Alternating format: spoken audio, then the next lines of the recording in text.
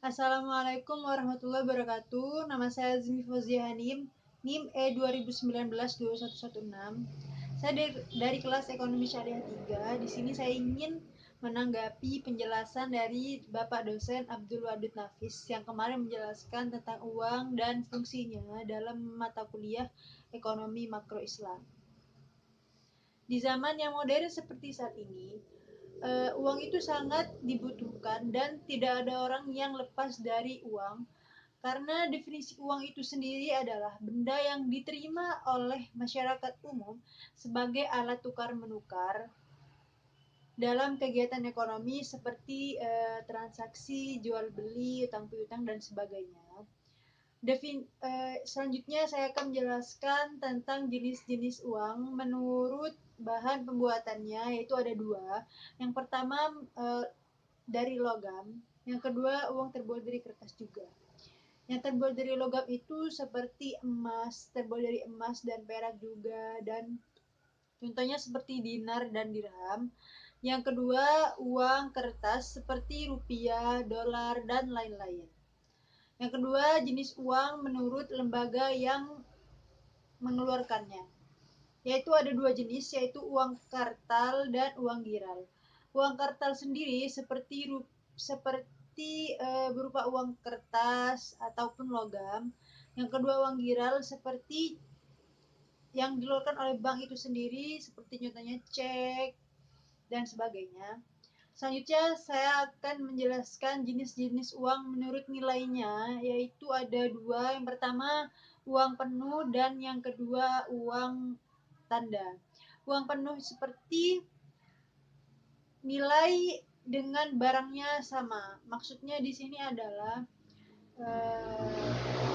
di mana misalnya kita membeli emas-emasan 4 gram itu misalnya harganya 4 juta.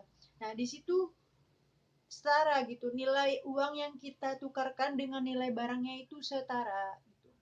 Yang kedua, uang tanda seperti uang kertas. Di sana kan uang kertas itu sudah ada tanda nilai uangnya berapa, seperti 10.000, 100.000. Di uang kertas tersebut kan sudah ada jenis nilai uangnya gitu. Yang selanjutnya saya akan menjelaskan tentang fungsi asli uang. Fungsi asli uang sendiri sebagai alat tukar, seperti kita membeli emas-emasan atau membeli barang-barang, itu kan uang yang kita punya kita tukarkan dengan barang yang kita inginkan. Selanjutnya sebagai satuan hitung.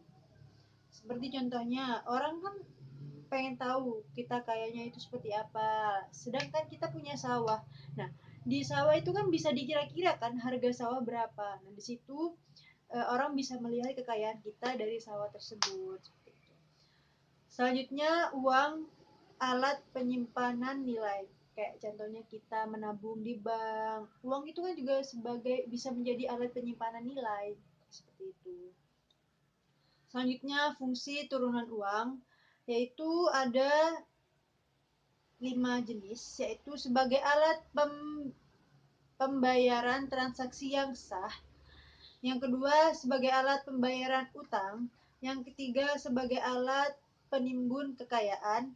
Yang keempat sebagai alat pemindah kekayaan.